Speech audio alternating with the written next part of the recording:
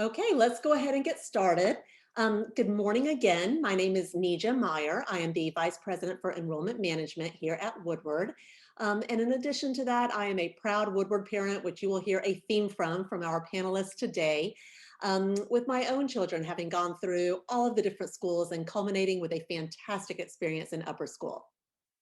So in a perfect world, we would have had you all here on campus. We would have all gotten together, kind of shared a breakfast. You would have heard from our wonderful school administrators and teachers and students in person. But as you know, we're getting there, but we're not quite there yet. So we have done our very best to replicate the experience where if you can't come to us, we're bringing everyone to you. So I'm going to turn things over to our upper school team. However, I wanted to let you know about the format. So they are going to address a number of topics, which I will let Dr. Merrill, our principal, address. However, anytime you have questions, please feel free to put them in the Q&A box at the lower part of your screen, and we will do our very best to address all questions throughout the course of this webinar. Any unanswered questions, please feel free to email us anytime at admissions@woodward.edu. And then at the end of the panel, I will also stay on a little bit to tell you about some of the next steps. But with no further ado, I would like to turn things over to Dr. Merrill, our upper school principal. Hi, good morning. Thank you, Neja. Thank you all so much for joining this virtual event, our peek inside the upper school. And we want to give you a chance today to not only ask some questions, but we would like to give you a big picture overview of life in the upper school here at Woodward Academy. Some of the themes and the topics that we'll talk about, we will talk about our approach to how we do school in the upper school. We'll give you a high-level academic overview. We'll give you some insight into the day-to-day life of our students, our daily schedule, and how we spend our time. And then we'll give you a glimpse into our support system through our college counseling office.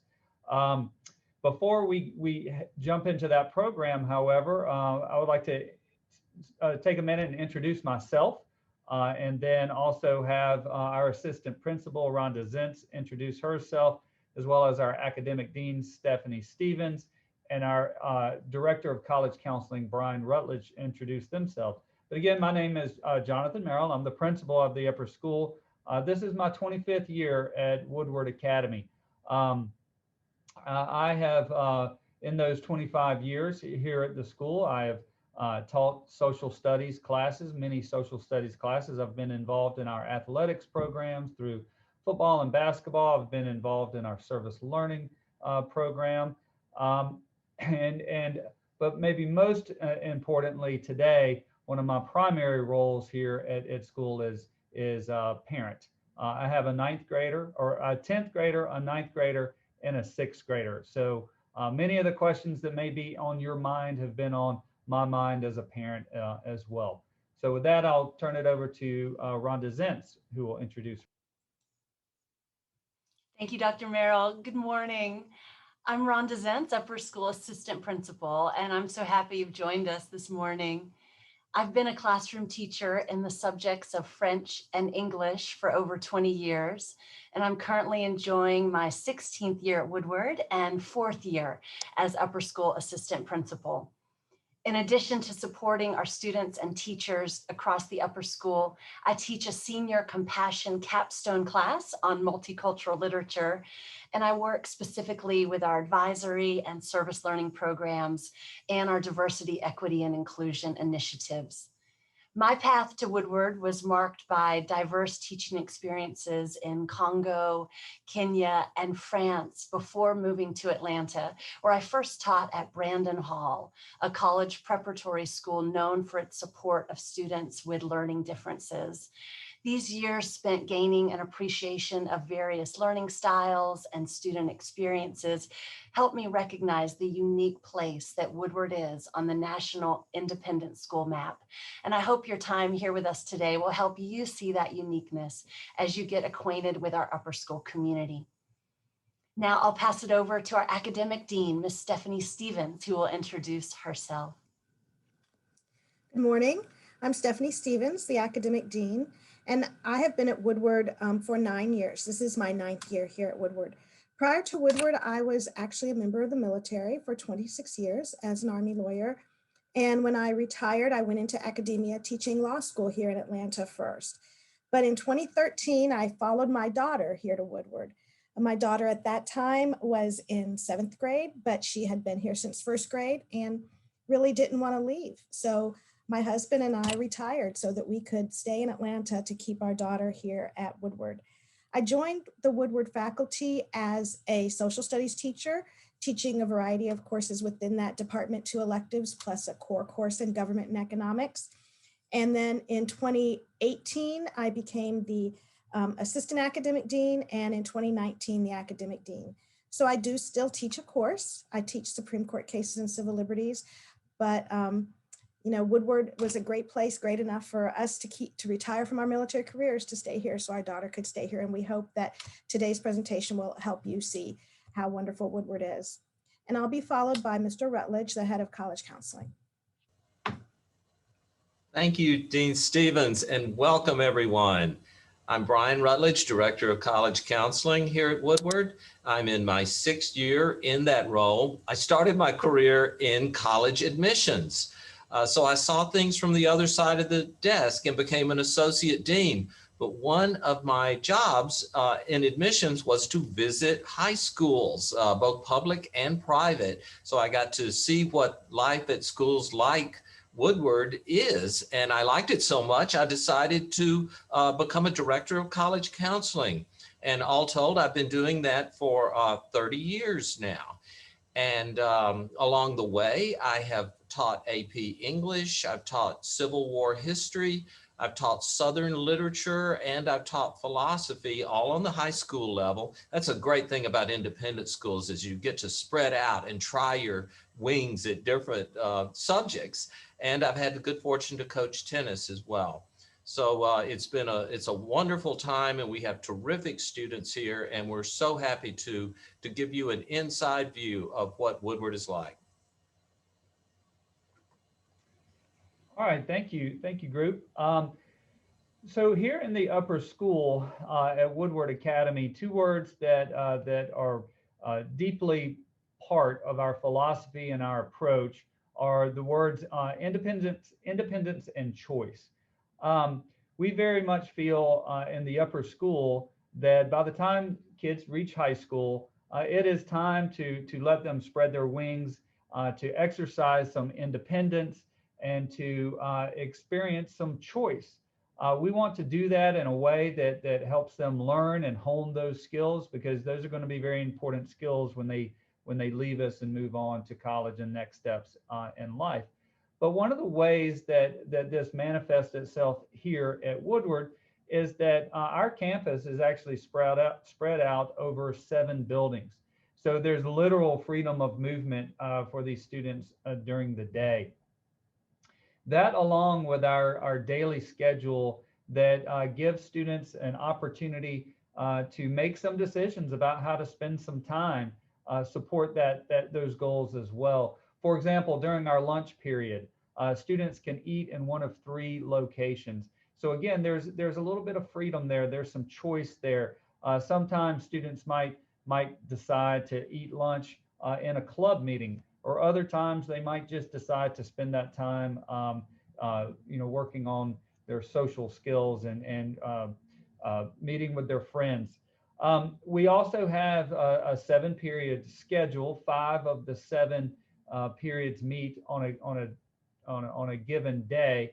But in those 7 periods, there is a lot of choice, and there's a huge curriculum array of options and offerings that we're going to talk about. But one of those choices that many of our students choose with those 7 periods is a study period.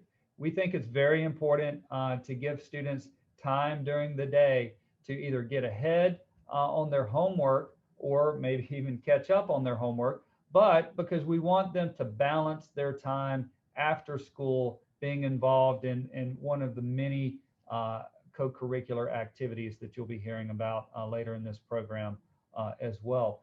Another area that you'll find, however, that choice and that freedom to make some decisions is a student's ability to go deep into an area that is really meaningful for them. And you'll hear from some of the students on this panel here later in this program.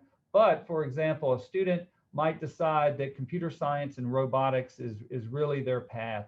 Well, we have a 4-year curriculum that would start with robotics classes and computer science classes, moving through AP computer science, and even culminating with a class that is a joint enrollment, dual enrollment class through Georgia Tech on Python programming.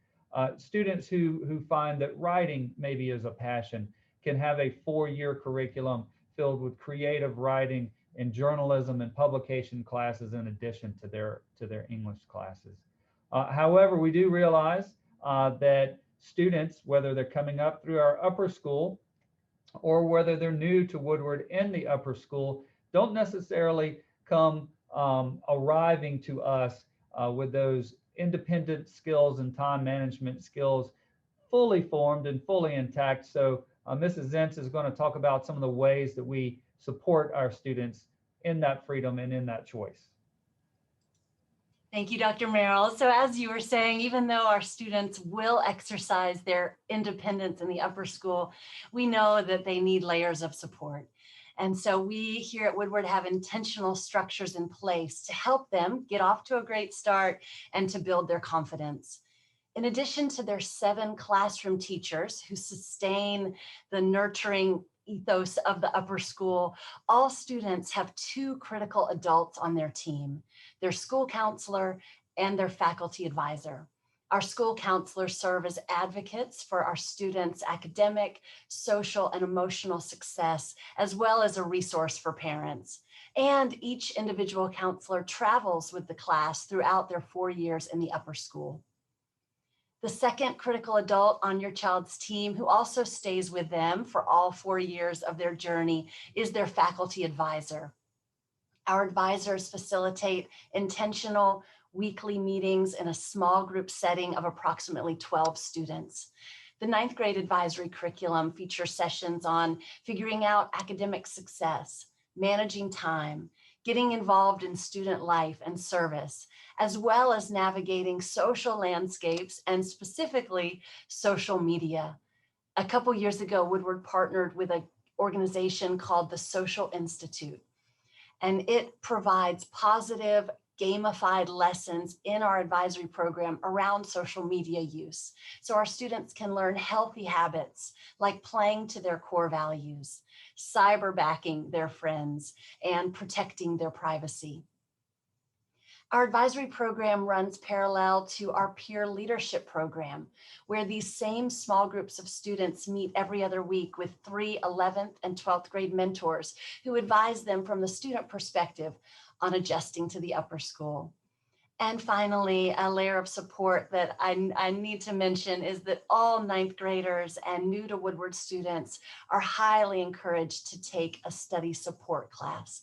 So in addition to what Dr. Merrill was saying about students taking that study period, our study support classes offer 3 different choices for varying degrees of instruction and coaching to meet students' academic needs.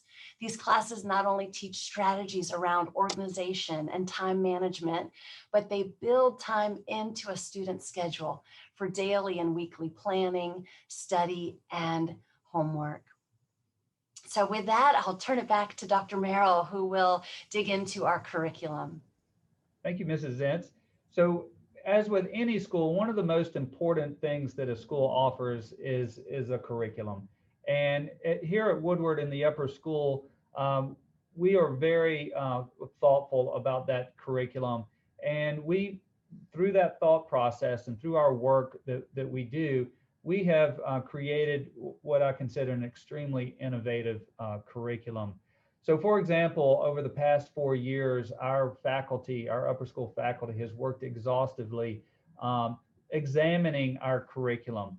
We have examined the curriculum to identify gaps and redundancies, and we've really focused on the question of, so what are the essential skills that our students should have by the time that they leave us and graduate? What are those skills that are going to serve them well, not only in college, but in life outside of that college. And so we've made some significant changes because of that examination, because of that work. So for example, in our world language curriculum, we've moved towards a proficiency based.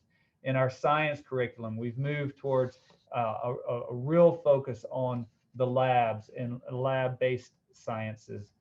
But also within the last 2 years, our upper school faculty has looked very carefully and closely at issues of diversity, equity, and inclusion. And we've asked ourselves, what is the role of those values in our curriculum? And so we began 2 years ago, systematically, again, examining our curriculum with an emphasis on diversity, equity, and inclusion. And we've made some fairly significant changes there as well, making sure that, for example, in our English classes, students are exposed to writers with a variety of perspectives and a variety of backgrounds. So those are just some of the many ways that we take this innovation challenge to heart. And I think that's one of the things that you will find most impressive about Woodward Academy is not only the breadth and depth of our curriculum, but the ways that we have thought creatively and innovatively about the curriculum. I'm going to turn it back to Mrs. Zentz and Dean Stevens to talk a little bit more specifically about those course offerings and the academic life at Woodward Academy. Great. So one of the values of Woodward Academy, which I imagine is high on your list of priorities today, is our rich college preparatory curriculum. Our course offerings meet students where they are. Where they are strong, we have honors and AP classes. Where they need more support, we have what we call college prep and enriched prep class levels. Where they are curious, we have lots of electives to try. And where they are passionate, we have deep dives, like Dr. Merrill mentioned, in a variety of disciplines. We're dedicated to partnering with you and your student to develop an individualized 4-year plan. Perhaps your student enters 9th grade knowing that she loves science and has dreams of being a rocket scientist one day. She can take 3 years of science and then her senior year enroll in an independent science research course that matches her with a Georgia Tech professor to study astrophysics in a jet propulsion lab. And that is a true story. That is not make-believe, the example I just gave. Or maybe your student isn't sure what his passion is, which is not uncommon for 9th grade boys especially, but he decides sophomore year to take journalism 1 because everyone these days says that media literacy is important. And then he ends up discovering sports writing and goes on his junior year to write for The Blade, our student newspaper, and senior year serves as its editor. So these are only 2 examples among a myriad of paths that we want to lay out at the start of your child's upper school career. Not that they can't make changes along the way, but your investment and trust in Woodward deserves a solid plan. And we want to partner with you to make that plan. And at this time, let me turn it over to Dean Stevens with more details on how we arrive at this plan and what some of our graduation requirements are. Thank you, Mrs. Zentz. So the first step in mapping your child's path at Woodward's upper school will be an individual meeting in the spring after acceptances.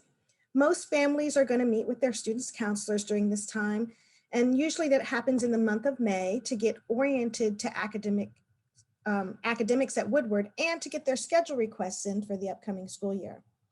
Any families who aren't able to meet in May will meet with us over the summer.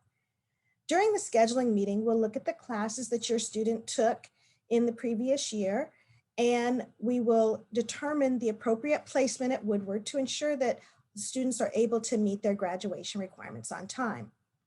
Woodward graduation requirements are designed to meet the admission requirements of colleges and universities throughout the United States.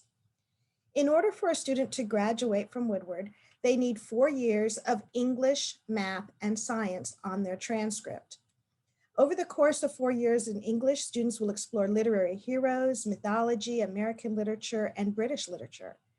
In math, all students would be required to take Algebra 1, Geometry, and Algebra 2, prior to graduation. And at a minimum, biology and chemistry are required at the upper school. And physics is also highly recommended. Students also must complete 3 years of social studies. And this includes a year of government and economics, a year of modern world history, and a year of US history. Students are required to complete 2 consecutive years of world language in grades 9 through 12. And we offer 5 languages here at the upper school, including Spanish, French, German, Chinese, and Japanese. In addition to these core requirements, students must also fill art and PE requirements by taking at least 1 semester of each. Every student also has to have a capstone course to graduate. This requirement may be fulfilled by taking one of several courses, including courses that provide the students the opportunity to focus on compassion and empathy in society, and to leave a legacy project to that core ideal in the discipline of their choice. And finally, all students have to complete 7 semesters of elective courses. Woodward offers a variety of electives. So for those students who are particularly interested in a STEM track, traditional science and applied science electives are there in addition to required courses. We have several AP math offerings, including AP statistics and 2 levels of AP calculus. We offer several AP science courses, as well as special interest courses like meteorology, forensics, and biotechnology, and environmental science. And our applied science curriculum is also robust, including computer science courses at 2 AP levels, introductory and advanced robotics and engineering, and we hope to offer 2 new courses next year in cybersecurity and game design. There are also numerous offerings for those students interested in the humanities and arts. And so for our world language curriculum, we offer AP courses of each language taught. In English, we have courses that allow students to pursue their journalistic interests in writing for student publications or on the yearbook staff, as well as creative writing courses. We offer AP electives in social studies, including AP US history, AP European history, and AP government. And several of our students choose to take focused single semester electives in social studies, including comparative religion, diversity studies, topics in social media, Supreme Court cases and civil liberties, and several others. We're also considering a art history course next year, which would be a wonderful bridge between our social studies curriculum and our many art offerings. And in art, students can pursue their passions in visual art, such as painting, drawing, and ceramics, or they can go through the traditional performing arts like band, choir, and orchestra, and also pursue our film and video track. So as you can see, there are many, many opportunities for electives here at Woodward, and an opportunity for each student to pursue their own path. I'm going to turn it back over to the principals, who are going to talk a little bit more about electives and the daily schedule at Woodward. Dean Stevens, before you turn it over, thank you very much. Yes, there are a ma'am. couple of questions that have come in. One is, you had mentioned the academic tracks. So how is it determined whether a student takes a class at a college prep level or at a more advanced level?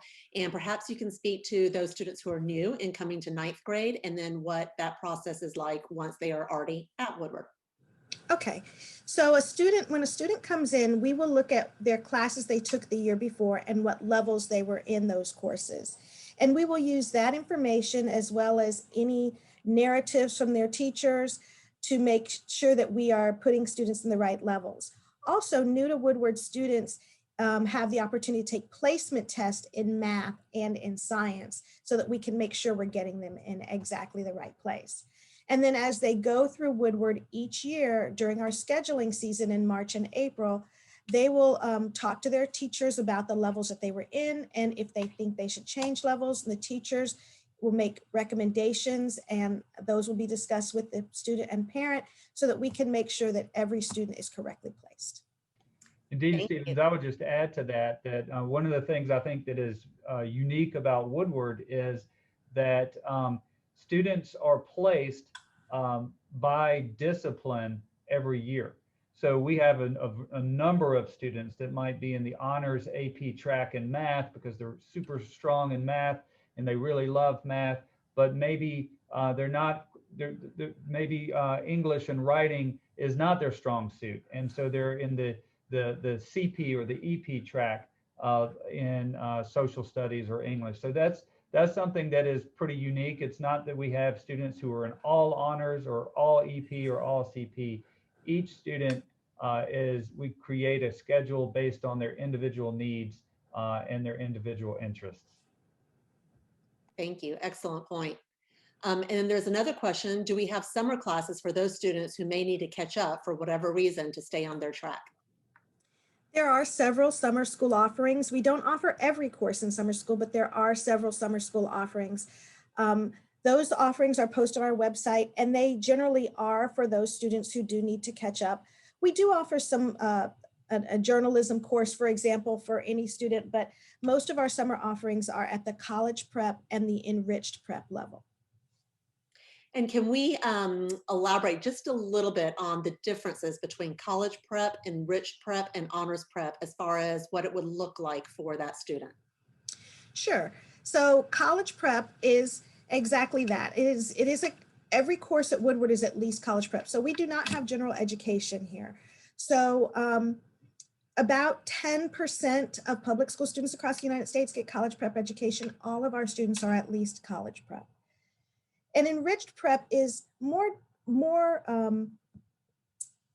it's more analytical than a college prep.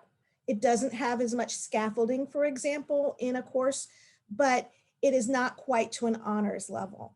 And then an honors level is even more rigorous than enriched prep. So those are our three basic levels. And then for those students who are looking to take college level courses, we do offer AP offerings, advanced placement offerings. Only sophomores, juniors, and seniors can take advanced placement courses, but those courses are taught at a college level, and they are taught with a very heavy emphasis on rigor and analytical reasoning.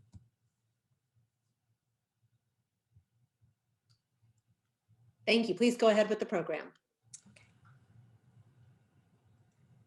Great. I think this is where a part of the program where I'm like a kid in a candy store where I get to pick all my favorites with too many choices. I'd like to just share a little bit more of the electives that we have. In addition to all of the core academic electives that Dean Stevens mentioned, we have many more: debate, jewelry design, dance fitness, ethical dilemmas. You'll meet Miss Knox in a moment on the call who teaches that course.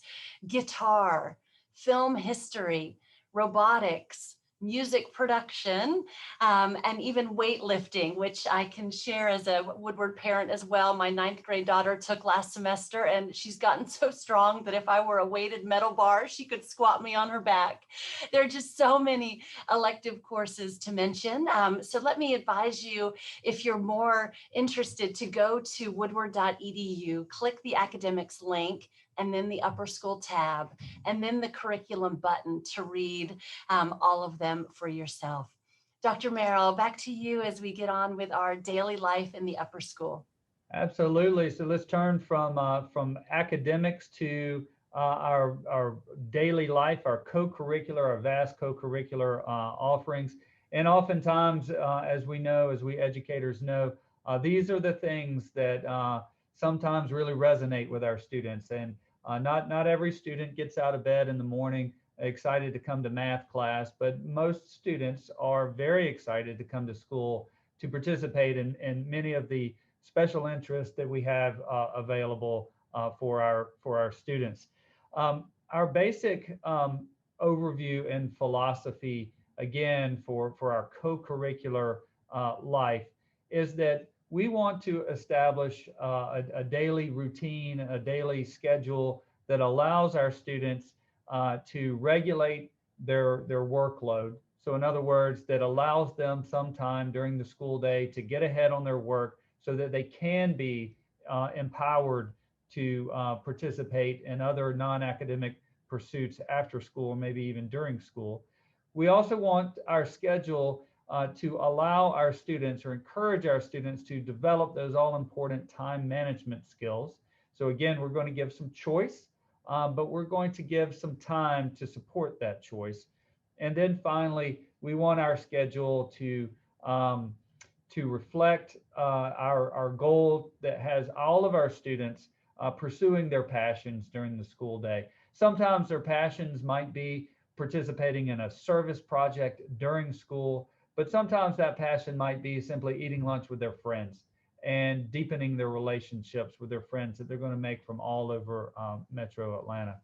Um, as part of our schedule, upper school students will learn a whole new language. We'll talk about things like block days and late starts and tutorials and common lunch and advisory. But I'm going to turn it back to Mrs. Zentz, who will kind of walk you through the daily schedule so that you can get a feel of how students spend their time during the day. Thanks, Dr. Merrill. So as you described our upper school philosophy, our daily schedule provides the framework to support what we value. And let me sum up these values in two main points.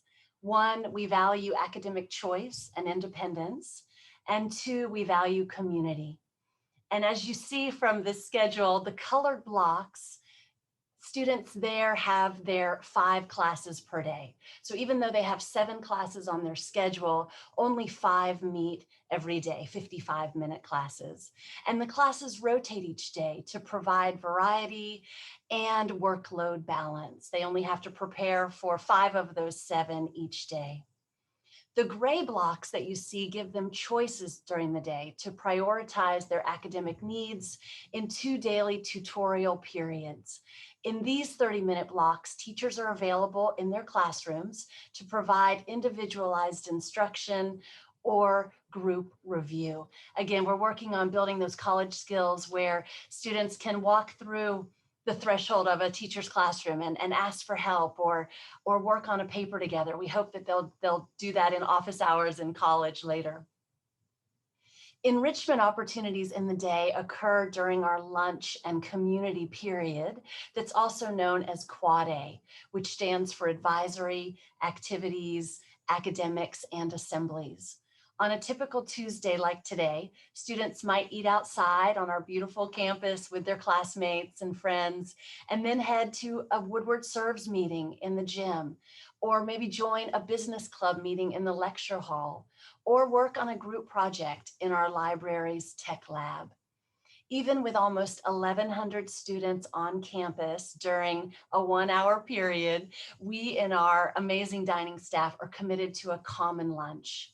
We feel that common lunch is integral to our community building, relationship building, for students to catch up with their friends and have shared time built into the schedule for their co-curriculars.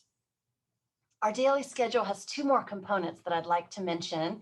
Periodically, we have block days that provide extended learning periods, especially for labs and debates and other activities. And then on the B block day, students have a late start, which they can use to catch up on sleep, studying, or get in a doctor's appointment before the school day starts. And then occasionally students have what we call an X day schedule, where all of their 7 classes meet. Now, students don't like these days as much because, as you can see from the image, they lack the built-in time for tutorials and community, but there are important times when teachers need to see all their classes on the same day, like on the first day of school. So Dr. Merrill, let me send it back to you. I think we've arrived at really the highlight of our program today, unless Ms. Meyer has any other questions from our participants, our audience. Not yet, so let's proceed with the highlight. Right. So the ordinary would be that students and families would get to tour the campus and maybe even pop into some classrooms and see all of these great things that we're talking about. But the next best thing is to invite some of our teachers and some of our students to share their experience in our classrooms here at Woodward Academy. So I'm going to ask Mrs. Bounds, Mr. Faison, and Mrs. Knox to introduce themselves. And if each of you would tell the group, a little bit about yourself, how long you've been at Woodward, what subject that you teach, and then a thought or two about your approach to engaging students in your classes. We'll start with Mrs. Bounds. Morning. My name is Jill Bounds. This is my 11th year teaching here at Woodward. I teach a modern world history class, and I also teach the AP government class, or one of the AP government classes. And I'm also lucky enough to be a sponsor for the Student Government Association. So I've really enjoyed getting to know those kids throughout the year. And honestly, my approach of engaging students, I really try to get to know my students. We are lucky enough to have decent sized classes where we really become somewhat of a family in our classes, because I try to build in time to get to know each other, and I try to get to know them. And so because we are somewhat of a discussion based class, it makes them feel more comfortable opening up, discussing in the classroom. Great, thank you, Mr. Faison. Good morning. My name is John Faison. This is my 9th year at Woodward Academy. I currently teach AP Biology and Honors Biology. This is my 20th year teaching overall. I also get to help out with the STEM Club, and I'm currently serving as the department chair of the Upper School Science Department. When it comes to engaging students in the sciences, we are really fortunate to have the opportunities we have here at Woodward Academy. We have the facilities and the resources to give our students opportunities in labs that you're just typically not going to get everywhere else. And so that's a major emphasis of our curriculum, is providing our students with those opportunities in lab and providing our students with opportunities for experiences like our field study program. Great, and thank you, Mrs. Knox. Hi, everyone. It's wonderful to virtually see you. I am Jennifer Knox, and I am a graduate of Woodward Academy. So I've been here longer than I would like to admit, although in the capacity of teaching, I've been here for 15 years. And for 14 of those, I was in the studio art environment. Currently, I teach a class called Ethical Dilemmas and Decision Making, which is based on program that originated at Emory University. It's the investigation essentially of basic human values through the lenses of science, as well as common sense and personal experience. And that class is a pretty unique one that serves the role of developing a capstone project, which was mentioned by Ms. Zentz earlier. I'm also still in the art department because the work that I do within the ethical world has to do with the development of the self and relationships and systems understandings. In the role of art teacher, I have had the privilege of walking alongside students for these many years investigating. And my approach is really about relationships, first and foremost. If I don't have a direct understanding and connection to students, I feel that the work cannot be buoyant, the work cannot be deep. And so we really work together to identify obstacles to understanding, to investigate from different perspectives, and to deepen those understandings through conversation, through peer-to-peer relationships. And I think I'll talk a little bit more about what we actually do in the art department later. But first and foremost, I think that what I would love to get across is that we really cultivate a family-like atmosphere here, and that is very much a priority. And students find a home where they can come and walk through a doorway, relax their shoulders, and be who they are and their full selves. Ms. Knox, thank you so much for that introduction, and Mr. Faison and Ms. Bounds. It's my honor now to introduce our student panelists. And as Ms. Knox said, their unique selves and gifts that they bring to our community and our campus. So students, let me ask you if you will tell us your name, the grade that you entered Woodward, and then why you, or maybe your parents, depending on your age, why you chose Woodward. That's my first question, and then I'll have a follow-up. Naman, if we can start with you. Hello, everyone. My name is Naman Miglani. I've been here since pre-K, so that's 14 years. I think, like Ms. Zen said, my parents really chose for me to go here, but I think I understand why they did. The sense of community here is second to none. There's no one that can beat it. I would say that the relationships that I've built throughout my time here have been amazing and have helped me become who I am today. So I think looking back on it, that's what my parents saw as valuable about this institution. Thanks so much, Naman. Ruby, would you continue? Hi, I'm Ruby Hope. I got here in 7th grade, so 5 years. And the main reason I chose Woodward was because of the opportunities, both academically and extracurriculars. Thank you, Ruby. Gabby. Hi everyone, my name is Gabby Larmond. I came to Woodward just like Ruby in 7th grade. I'm a senior this year, so this is year 5, about to graduate, so excited. And I believe my parents and I chose Woodward for a lot of different reasons: diverse student body, and of course, the amazing art program that I just admired for years. Thank you, Gabby.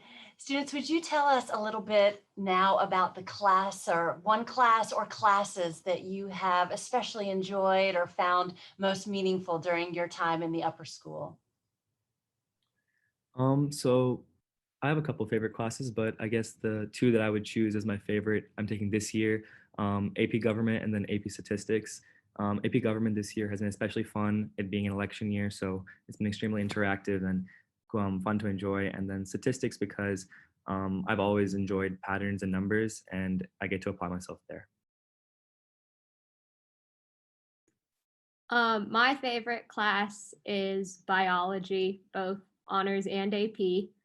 I just love learning how we work cellularly, and that's what I want to do later in life. So Woodward did a good job letting me dive deeper into that.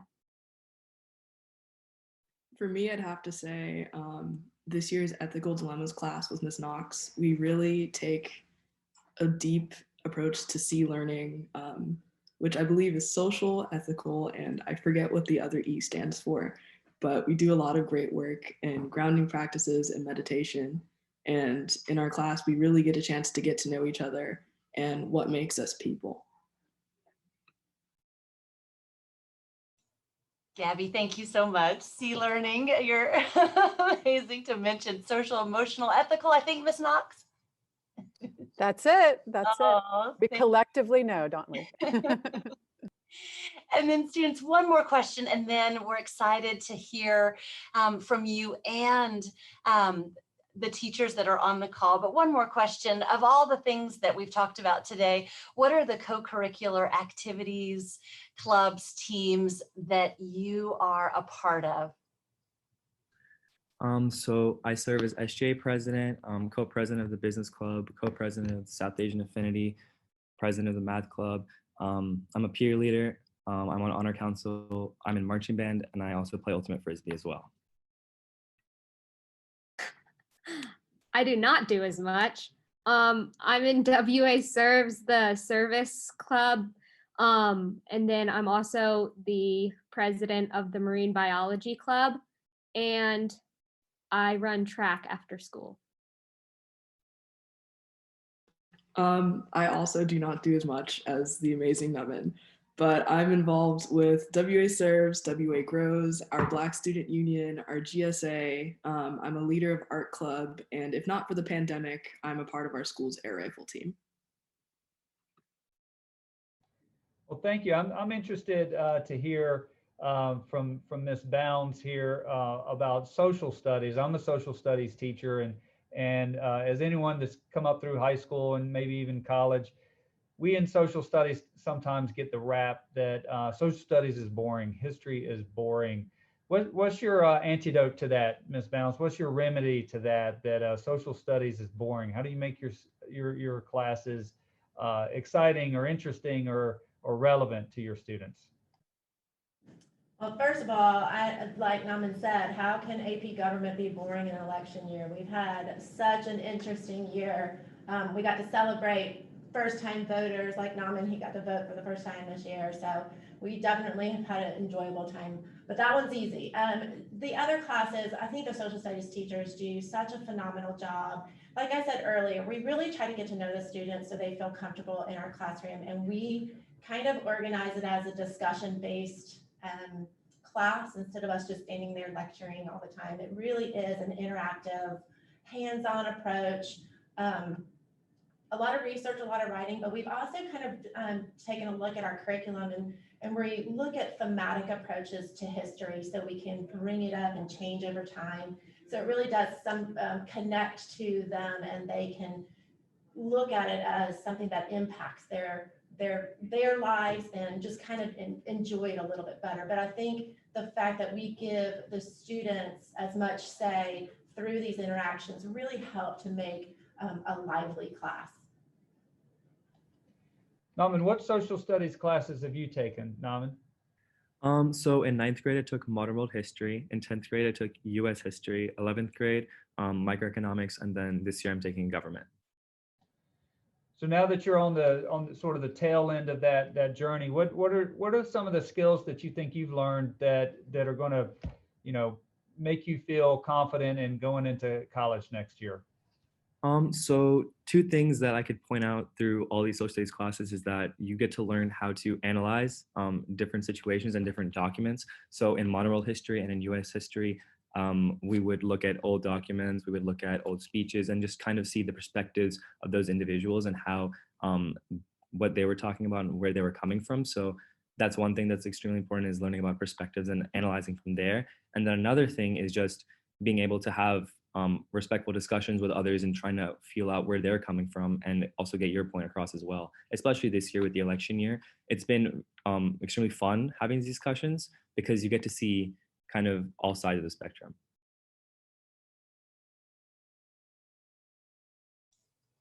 Ruby, if I could ask you more about your love of the sciences. You mentioned biology and a cellular approach. Can you tell us a little bit more about the science classes you've taken and how your passion for science and biology have evolved? Okay, so in 9th grade, I took biology. 10th grade, I took chemistry. 11th grade, I took physics and AP environmental science. And this year I took anatomy, astronomy, biology, and physics too. So I first really liked science in 6th grade biology, and then 7th grade, 8th grade chemistry was okay. And then when I got to 9th grade biology, just the immersion and labs were really different than anything I'd ever done before. And it really engaged me. And I was like, oh, this is something I could do for the rest of my life and be really happy. So I just kept going on that path. So great to hear, Ruby. And some of you will hear, how can she take so many science classes? But with our schedule, there are openings, especially in the junior and senior year, for students to double up in a subject that they love, as you hear Ruby doing.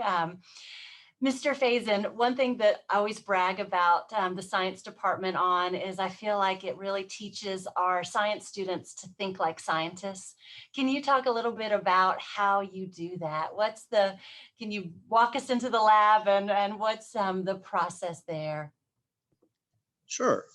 So I think one of the things that we all work really hard to try and do is we want to engage our students in the experimental design process as much as possible. We encourage them to ask questions, create models, and investigate different protocols. We provide our students with opportunities to work with state-of-the-art technology. We have a scanning electron microscope in the upper school, a fluorescence microscope, a planetarium, an omniglobe. We have a dedicated classroom that's now set up as a forensics lab and has a crime scene in there right now. We believe students should have opportunities for unique experiences. And so we've got a tremendous field study program, and we take our students all over the place into the swamps on the coast of Georgia or up into the mountains of Georgia to do field ecology studies out there in the field. And then a course we're really proud of is our independent scientific research program, which you had mentioned earlier, Ms. Sense, And yes, we had a young lady who did her research in rocket propulsion systems a couple of years ago, and she ended up being a national semifinalist for the Regeneron Science Talent Search, and we have had multiple of those as well. So we work really hard to connect with and engage our kids and give them those experiences. Thank you so much, Mr. Faison. Ruby, anything that you would add to that Mr. Faison said, or how do you feel as you move off to college and hope to pursue science there? Okay. I think I'm really prepared because of the different courses like honors and AP. And then also the approach, like in Mr. Faison's class, if you ask a question, instead of just giving the answer, he'll like help lead you to the answer by giving you like hints, which can be annoying, but it's very good in the long run. And then also the labs, like when we're in lab, you kind of get to do it on your own with your partners, but then if you need help, he'll step in so you don't mess up. But it's really cool because you're doing your own thing. Like in 9th grade, we got to test our own DNA and stuff. So I think that's preparing me for college because I don't think I could have done really immersive personal labs like that at other schools. All right, thank you. Let's move from the humanities to the sciences to our wonderful arts program. And Mrs. Knox, how about giving us an overview or insight into the Woodward approach to the arts? Sure. So I'm going to primarily be speaking about the visual arts, but there is certainly a concurrent experience in the performing arts as well. And these philosophies are aligned. What they look like may be slightly different, or sound like might be slightly different. In the art department, if one is wandering on campus and encounters the studio, one might notice a few interesting components. They may hear music first, step in. There may be individuals standing with paint on their uniforms. They may be in the darkroom printing. They may be experimenting with materials that are alternative photographic processes dating back to the 1800s. They may be folding cloth, binding it and dyeing it with indigo using Japanese shibori techniques. They may be designing and creating silver miniature sculpture that is wearable in the form of jewelry. They may also be taking an object and changing an object in order to create sculpture. They may be firing the raku kiln. They may also be curating a group show along with their peers in our gallery space where they are sewing pieces together, considering placement and also curation themes and collaborating with other classes. So that's maybe what they're doing physically, but what they're doing essentially is investigating and discovering. They are considering the limits and the possibilities of art materials. They are investigating the world around them, their identities. We really emphasize curiosity, risk-taking, and whenever possible, putting all of the choices in the hands of the student to autonomously self-actualize. They are also investigating the world beyond the Woodward campus.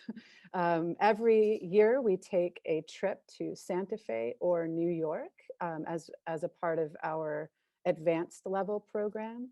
And students, I would like to actually call it a pilgrimage. I know that might be a strange term, but they make pilgrimages to pieces that they have been studying, artists who they admire and their works in Museum of Modern Art and Guggenheim, and the High Line, as well as galleries in Chelsea. They may also walk up Canyon Road in Santa Fe and climb the cliffs in Bandelier National Park in New Mexico, or go to Georgia O'Keeffe's home.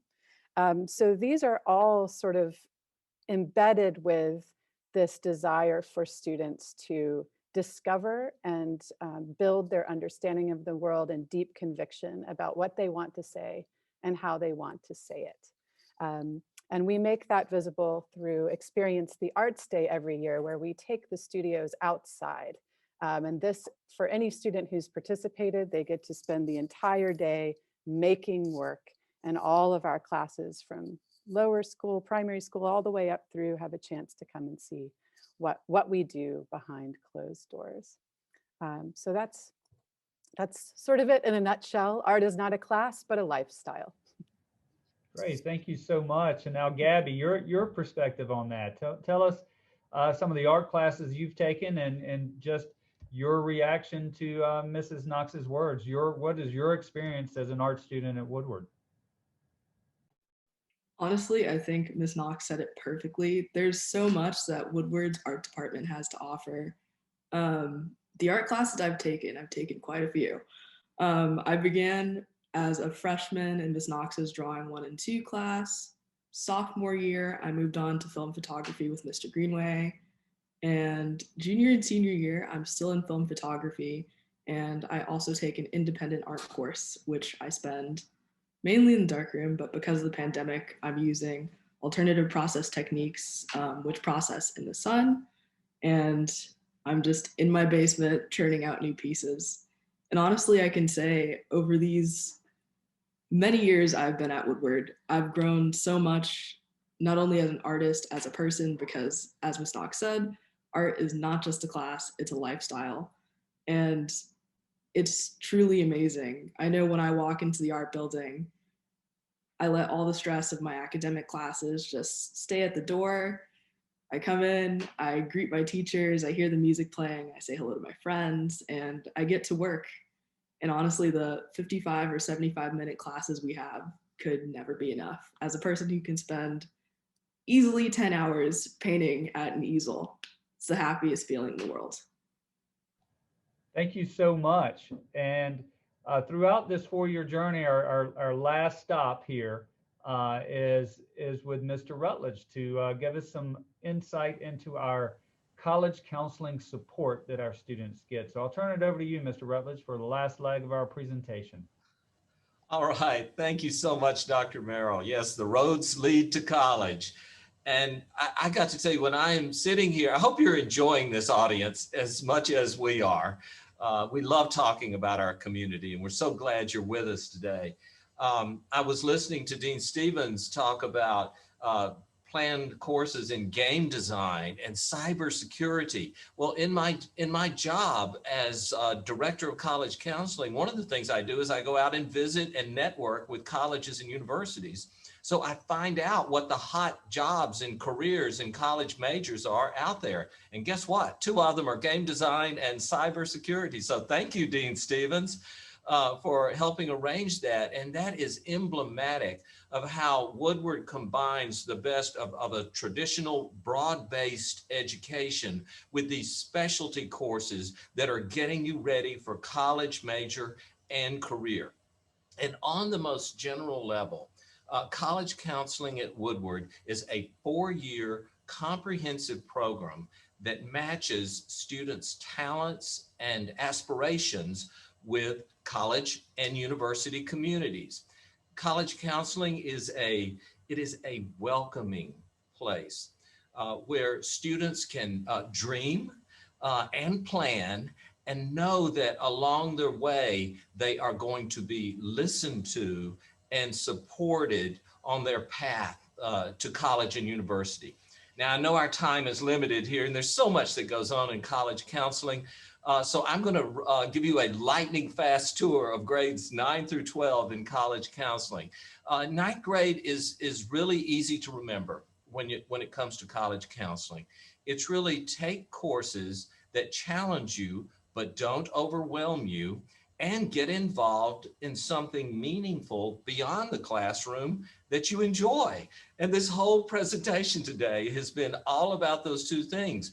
We love that we have 4 different levels of challenge in our curriculum. So for every student and for every semester, it is tailor-made so that you can take it up a notch in areas where you're more comfortable, but receive more support or scaffolding in areas where you need it.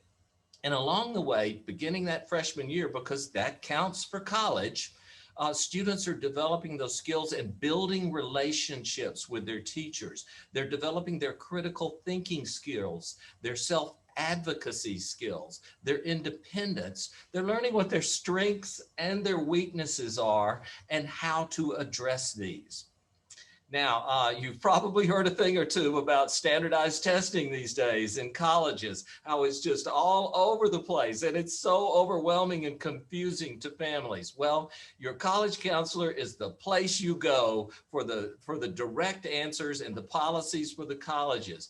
Just like the academic program and the co-curricular program is tailor-made, so too is your college search, and that includes things like your standardized test path. So you can come to your college counselors. We know what's going on in the standardized test world. We know how to make sure that you are practicing and preparing for your particular path, whether it includes standardized tests or not. And built into our program are 3 years of PSAT practice and an ACT practice as well. So it is literally built into our system to help you prepare for these standardized tests. Now, we all know that so many things are remote these days, but every single student and every single parent in the upper school has a SCOIR account, SCOIR. This is an online program. It is state of the art so that students and parents can search and compare colleges and universities in anticipation of the wonderful happy day, you know, when we'll be out viewing all of those Corinthian columns and grassy quadrangles that we love seeing when we visit the colleges. And so now we're moving to sophomore year. And we're planning something right now that's going to happen in February. And this is for second semester sophomores and their parents. And it's called a case studies program. This is one of the best exercises you can do to learn on a granular level what college admissions officers do when they review applications. Both the sophomores and their parents receive sample college admission credentials of several students so that they can review them in advance. And then there will be a day in February when they come and admissions guests will walk them through how they make decisions on each of those full admission case studies.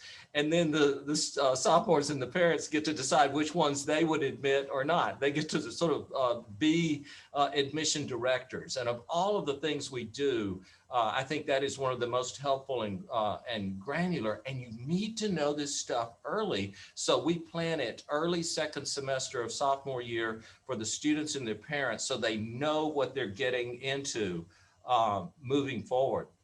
And even though we had to go virtual for our college admission representative visits, which are also interactive, actually, in a way, being virtual made us able to invite even more college reps to visit us. So this past semester, we had over 200 college and admission representatives from all over the United States and all over the world to present to our students and talk to them. So it's all interactive. So now I'm very quickly moving on to junior year.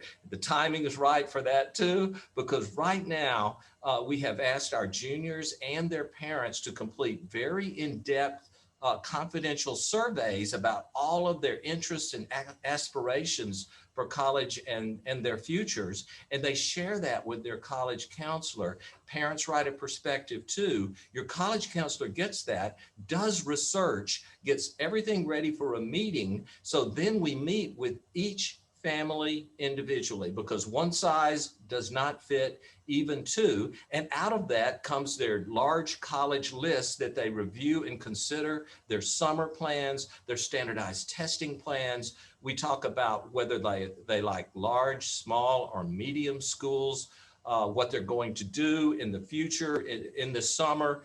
And then in the fall, which moves us now to senior year, we start connecting with seniors and parents in early August because that's when you get down to it. when you're putting those college essays together. They are so important, and we give unlimited individualized care on all college essays and resumes that the students prepare. And scholarships, affording college is such a big deal these days, and that is a high priority of ours too. And if they want individual practice on college interviews, we arrange and conduct those. And so many of our students make early applications because we like to get them out there so that they can get good news as quickly as possible. That now in January, we are already seeing students enjoying the fruits of their labors with their college admissions. So we college counselors move to a different level now. Now we're helping the students judge among the schools where they have been admitted to find out which one is just right for them. Back to you, Dr. Merrill. Thank you, Mr. Rutledge. And I'm going to turn it back over to Ms. Meyer, who will, I think, wrap us up. So thank you, everyone. That was tremendously helpful. I hope you all at home found it helpful as well. A reminder that if you think of any questions, even if it's just what you think is a silly question, please don't hesitate to email us at admissions@woodward.edu. We will respond within 24 hours. We also are posting this recording today, so it will be on the same page that you visited to sign up for the panel. So just go to woodward.edu/visit, and you will see the list of all of our panel and webinar recordings. And on that note, I would like to tell you about 2 upcoming ones that you might find of interest. One of them is actually tomorrow. So we talked a lot today about the arts. If you're interested in athletics, we are going to be meeting with Dr. Fernandez, who is the Director of Athletics, as well as the Assistant Athletic Directors. That is going to be tomorrow at 10 a.m. So again, if you go to woodward.edu/visit, you can sign up for that webinar there. And then the following Wednesday, which is February 3rd, if you liked what Naman and Ruby and Gabby had to tell you, we have a conversation with upper school students, which is going to be on Wednesday, February 3rd at 4 p.m. So I encourage you to sign up for that as well. And then also in that listing, we have a young alumni panel. So if you want to kind of see everything that you've heard about today come to fruition in college and beyond, you can listen to some of our recent 2019 and 2020 graduates who can tell you about their real experience as they transition from Woodward to college. So thank you. We do have one question if you have time, Ruby and Naman and Gabby. There is a question about where you all are heading off to college. So right now, I preface that because I don't want to put anybody on the spot. A lot of our students are still in the middle of applications. They're still in the middle of hearing from schools. There are a lot of schools that don't make their decisions until April 1. So all of this is very fluid. But if any of you would like to share, any of your thoughts on that, then you're welcome to do so. I'm not sure exactly where I'm going to go to college yet, but I've gotten a couple acceptances and I'm still waiting to hear back from a lot of places, like Ms. Meyer said, in April and March. But one thing I'll say is that I know that I want to study finance and business analytics in college, and I'm looking forward to doing that. And yeah, that's awesome. I'm not sure yet. Out of my acceptances, probably UMaine. But if I get good news from Coast Guard, then I'll probably go there. And wherever I go, I'll be studying marine and environmental sciences. For me, it's still up in the air. I'm waiting on a lot of decisions to come back in March and April, but so far I've gotten a merit scholarship acceptance to School of the Arts Institute of Chicago. So very excited, still weighing my options, and thank you. And wherever I go, I'm going to be studying studio art and minoring in gender studies or environmental science.